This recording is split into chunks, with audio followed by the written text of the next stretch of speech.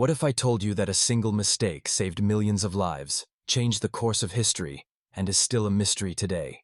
Meet the character of our story, the infamous little boy, the bomb dropped on Hiroshima. But here's the twist. It's not just a tale of destruction.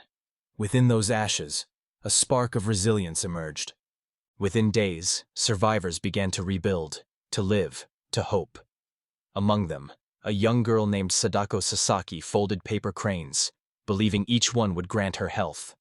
What you don't know is that these cranes became a global symbol of peace, evolving from a tragedy into a powerful movement. Can you imagine that a simple piece of paper could carry such weight? But there's more. Did you know that Sadako's story inspired the creation of the Hiroshima Peace Memorial Park, a testament to hope rising from ashes? And here's the real kicker. Her legacy has spread worldwide, with millions joining the call for a world without nuclear weapons.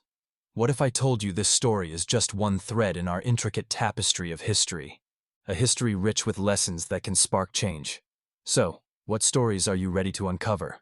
Let's dive deeper together.